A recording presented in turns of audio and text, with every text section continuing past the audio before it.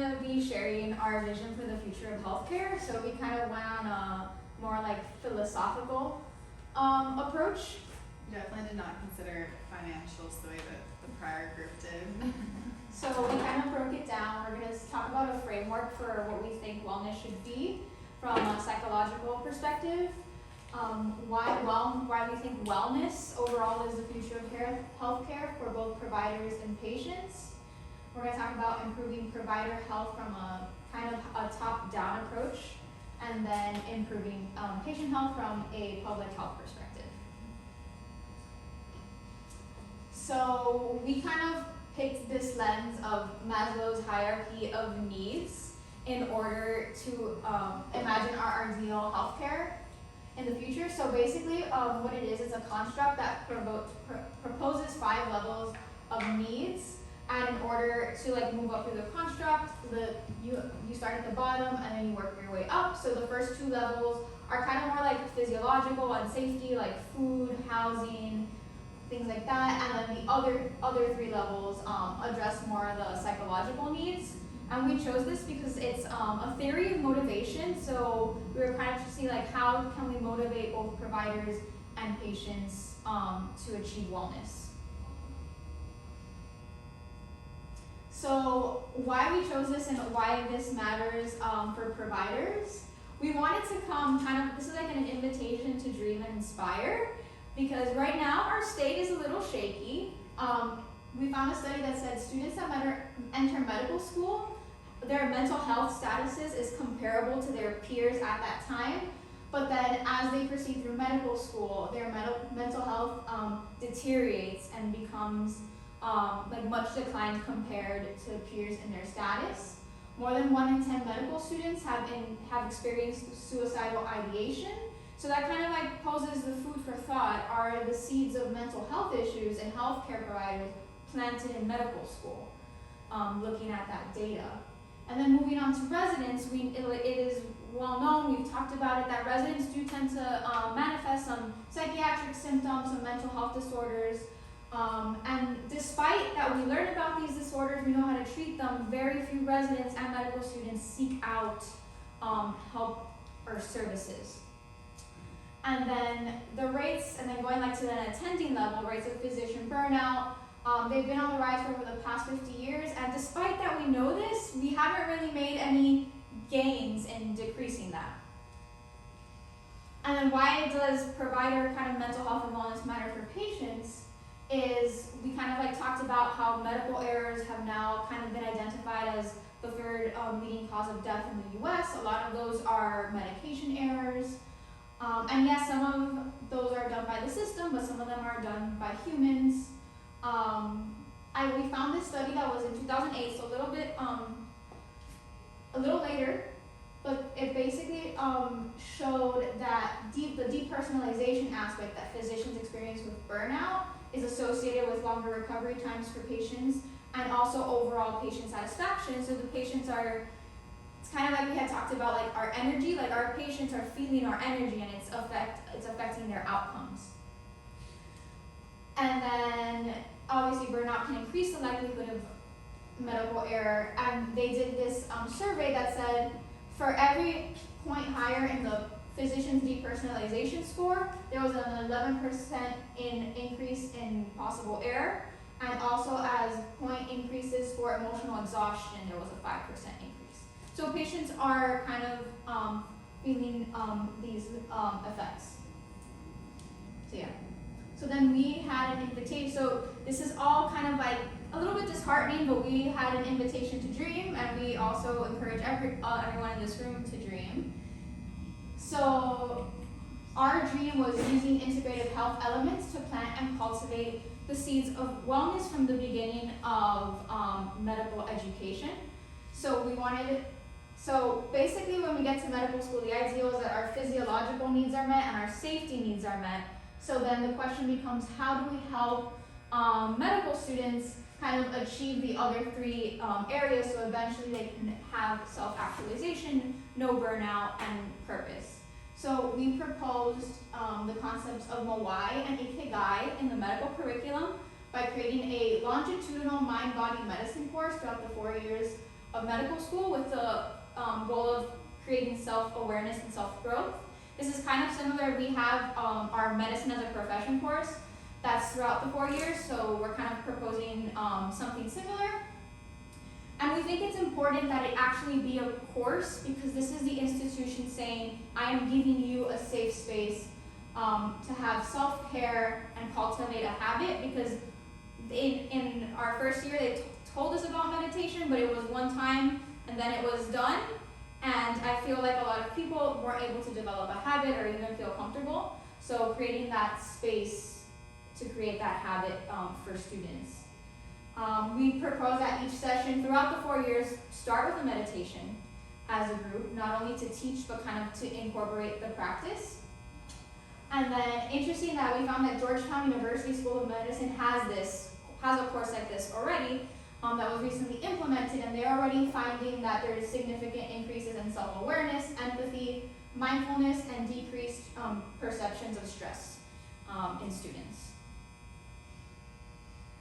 So then we kind of like did a little like layout of how it would look for like the preclinical years.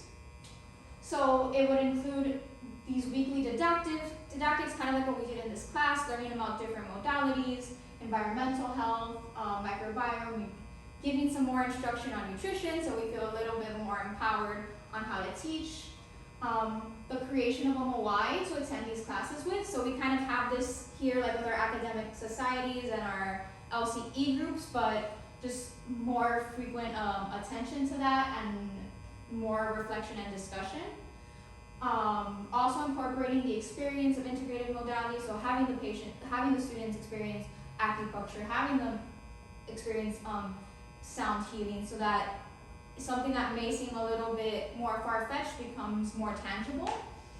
And then incorporating sessions with our allied healthcare professionals. Like how cool would it be if maybe like once a month we had a MOI of a PT, Ayurvedic practitioner, TCM, all these, and we came together and we learned about each other's profession, but also maybe even did some of these experiences together as well, kind of just to start opening our minds and learning about different modalities. And then we get to the clinical years. So we all know what pimping, we always say like, oh, I'm gonna get pimped, and it's a big source of stress, and it stands for put in my place, which I recently learned. So I don't like the energy that I do not agree with that, because I feel like we go to our clinical years to learn. So I propose let's get lit. So it's learning and humility together.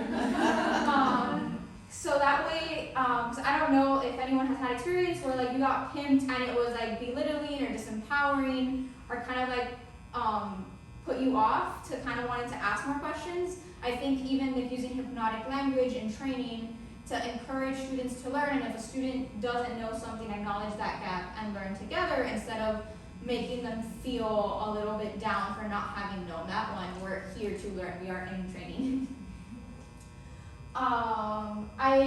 We also thought more meetings with our MOI, because from at least our experience, we met weekly with our group the first year, but then once we went to clinical rotations, it's like we never saw them again. We had like two meetings in 3 months. So basically making those meetings a little bit more frequent and creating a journaling practice and a time to reflect on what we have experienced on those rotations, to be able to like debrief and acknowledge whether it be something that happened with a patient loss, or even just team dynamics. And then after each rotation block, we would do kind of like an acupuncture or a sound healing to get rid of the energy from the previous block and rejuvenate for the next rotation. And then dedicated wellness days off, where the school actually says like, this is for you, instead of having to be nervous, because we don't want someone to get into crisis to be off. We want to start preventative care from then. Oh, and then just incorporating gratitude. Like I think I didn't do this and I was thinking about it. It's like after leaving a patient room, saying thank you for letting us learn from you today, and acknowledging that care, starting that from early on. And then we get to residency, and again, there's a lot of burnout. So we found this paper that had like individual, social network, working environment, And this is kind of like where the Maslow's hierarchy of needs, because especially nowadays with finances, where some of even the lower ones get a little bit shakier. So then we still wanted to foster the sense of the ikigai, and maybe here it might be a little easier because now you're in your chosen specialty and with your group of residents. So on the individual level, we think programs should encourage daily meditation practices, journaling, and even schedule journaling time during didactics just to help everyone reflect on what they've been going through. Maybe this might be a stretch, but incorporating gym memberships to encourage protected time for health, giving appointment and wellness days as well as for individual needs. At the social network level, some programs already incorporate this, which is having peer and mentor programs to help with transitions. So like giving an intern like a buddy, and so that you have someone to talk to and help you throughout the transition. Incorporating kind of like resident culture, making sure that there's like resident events, whether that be bowling, going to do volunteer activities together, to foster that sense of community. And then I thought it would be cool if maybe we can have a resident wellness committee in every program where the residents are elected and they're in charge of making sure, getting feedback and making sure that these activities are being held accountable. And then for residents, for programs to encourage those that apply to check in with learners, with medical students, make sure they get lunch breaks, make sure they get bathroom breaks, and make sure that they're doing okay as well, because they are part of that little network in the hospital, especially on inpatient teams. And then at that, like the work level, so like for the administration, we thought maybe having an integrated medicine didactic across all specialties, whether that be something continuous or even just an introduction, because it might be a little bit far-fetched for certain specialties, just teaching with healing workspace, so making sure that our resident workrooms don't look like little dungeons and there's a little bit more attention, or at least encouraging residents to like decorate their rooms. This is where it gets a little bit harder, where we should prohibit 24-hour call. Like studies have shown that if you're away for 24 hours, your blood alcohol level is already past the limit where we take away your driver's license. So a food for thought was, why are we letting doctors practice with their medical license when we're taking away driver's license? And sleep is a very big part of our wellness, and it contributes to burnout. So more attention to protecting that sleep time. And then providing a sense of financial stability for residents. I know that sometimes we can't increase salaries because that goes beyond our control, but maybe providing like a didactic with a financial counselor or a financial planner, because to help residents kind of have a better sense of how to handle their finances if we can't give them more pay due to other constraints.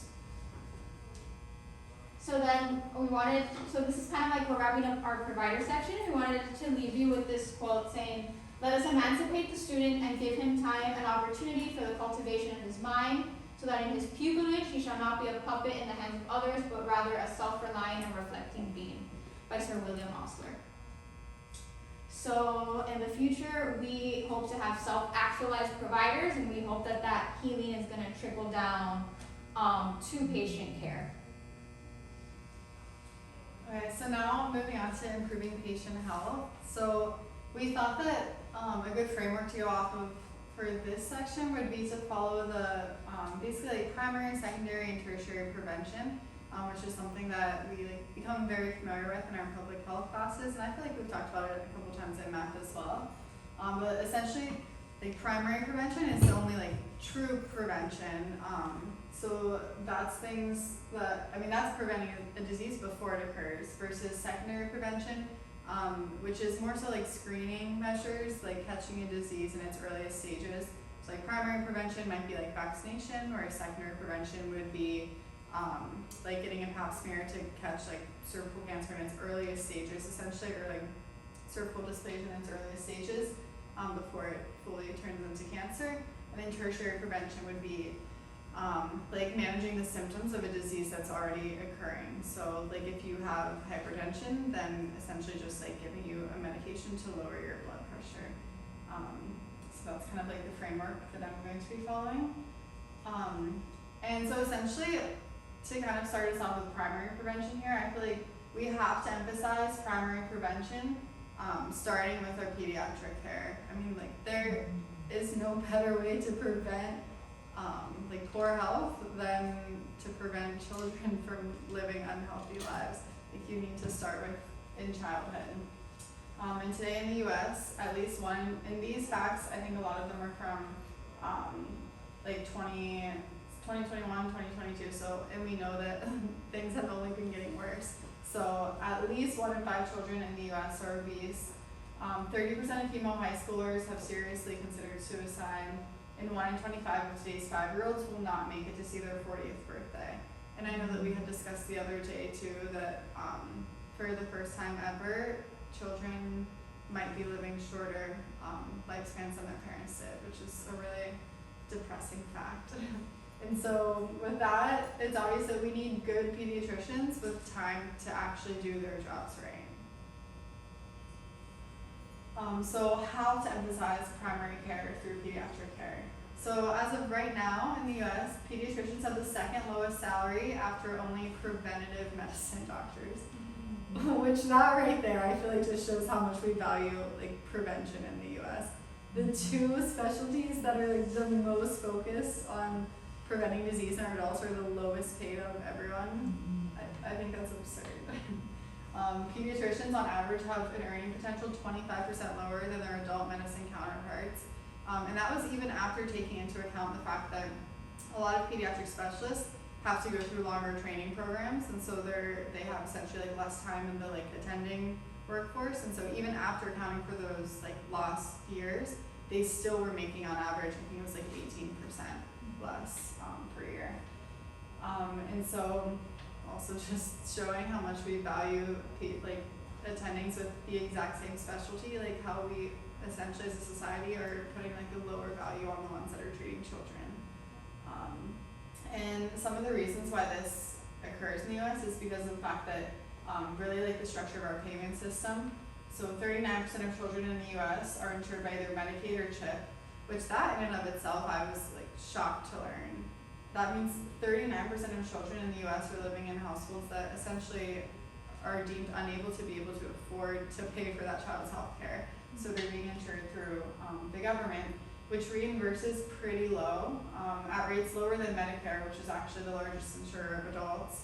And I think also this kind of ties into the fact that I know, like we always talk about our most ideal, like the last presentation had like a great idea for private insurance, but at the end of the day, most of our country is insured by the public insurance through the government. And so I feel like acknowledging that is a really kind of like it's a huge opportunity. Like if the government would kind of step in a little more than they have, they would reach so many more people than any private insurer would. So that was a slight tangent though. Reimbursements are also determined through a committee which only has 1 seat for pediatrics. So this can kind of inadvertently, and that's for pediatrics in general, covering like all pediatric specialties. And so that's kind of the way that pediatric things can get reimbursed at lower rates just through essentially them having like less seats on this committee. And then invasive corrective procedures always tend to be reimbursed at higher rates than preventative procedures. And also these invasive corrective things thankfully tend to be less common in children. So the outcome of this is that essentially as a society we are devaluing our pediatricians. We're discouraging passionate individuals from choosing the field, which I know if you are someone who is interested in pediatrics before, I already know that someone, if not multiple people, has told you choose something else, because that was me. I know Kristen also had the same experience, which is really sad. And especially at this time when our children need so much help, especially post-COVID, it is so clear that like we need to have like good, passionate providers, and the fact that we're discouraging some of the people who might be the most passionate about working with kids is like just really depressing, honestly. And so we also at this point are forcing our providers to increase their patient load in order to make up for financial losses, which ties into the fact of how I said at the beginning, we need not just good providers, but providers that actually have the time to do like what they need to be doing. And it makes it really hard for them to save that time when we are only compensating them so little in comparison to all of their peers. And so the recommendation going forward is to compensate pediatricians better, especially those that are within primary care. And then kind of on the note of secondary prevention, we need to utilize our secondary prevention equitably. So I know I didn't find a specific, like a map that showed a clear example within the US, so I just chose this map to show that in 2020, so over 340,000 women died worldwide from cervical cancer, which is actually considered 100% preventable. We have a vaccine that covers a lot of strains of HPV. And on top of that, we have HPV testing and pap smears. There's no reason why in 2020, let alone today, 2023, that anyone should be dying of cervical cancer in the world, honestly. And you can see here, in the US, it actually shows that the rates are pretty low in the US. However, I don't know if anyone or if everyone got this talk, but I know that we got a specific talk at maybe it was just public health people, I don't really remember, but how the rates of cervical cancer and deaths from cervical cancer in Miami-Dade specifically are equivalent to a lot of parts of Africa, actually. And so you can see here, like, that's really sad. You can see how many women are still dying from something that we are able to prevent. And I don't know, like I said, I wish that I could contact that speaker. I don't know if anyone else remembers what I'm talking about. Yeah, but I know that we had someone come and speak to us about the fact that the rates in Miami-Dade specifically of women dying from cervical cancer are so high. And I personally have seen women, I had a patient in the hospital who we knew was going to pass away from cervical cancer. And everyone was just like, well, there's nothing we can do now. And I was like, this is so sad. And she was only in her 30s and she had kids. Like that was really upsetting. And there was another patient too who had been recently pregnant and she was coming in with like a very high grade cervical cancer, which to have recently had a kid, like when you're supposed to be getting a pap smear in your pregnancy too, I feel like just shows like how, and she had multiple other kids as well, so that means like every single pregnancy, either she got a pap smear and no one followed up, or she wasn't getting a pap smear. But I don't know, it's like the whole Swiss cheese effect, like you don't know exactly like what hole caused this outcome, but clearly there are multiple holes throughout the system that are letting women fall through the cracks. And then on the note of tertiary prevention, so our tertiary prevention, we are arguing, as I'm sure all of us at this point would, needs to be starting with the least invasive option first. And when I say least invasive, I mean not only the least invasive in terms of like choosing something before surgery, but also least invasive like financially, like mentally, emotionally, even just thinking about the fact that like a lot of people say like, I don't want to have to start a medication, I don't want to take a pill for the rest of my life. Like giving someone a pill in a way is kind of an invasion of their, just like their life, if they see it in that way. And so this is where integrative medicine modalities can be huge. A study done in 2000 in Peru actually compared the cost effectiveness of traditional and conventional medical approaches.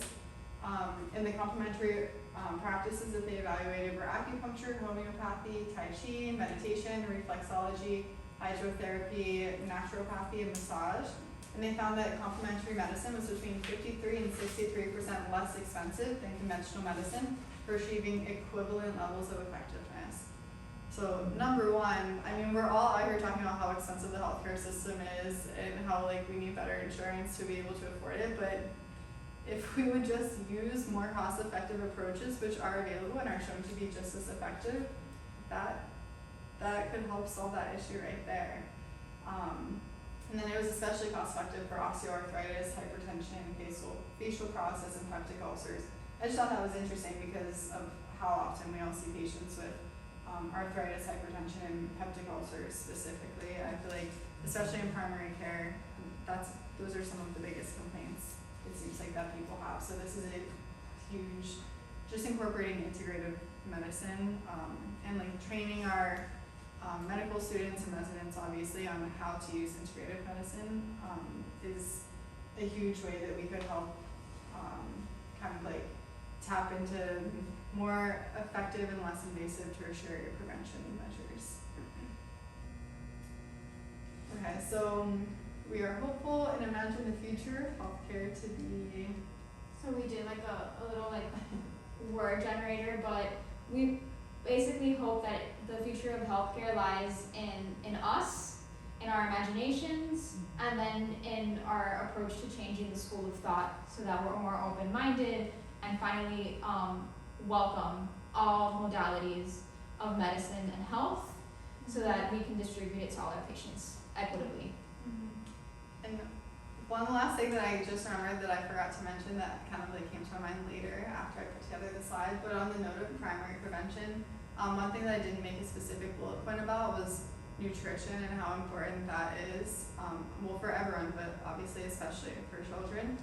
And one thing that I have seen other health systems do, I know the Geisinger health system in Pennsylvania is really good about motivating people to live like nutritious lives and eat nutritious diets by having a food pharmacy.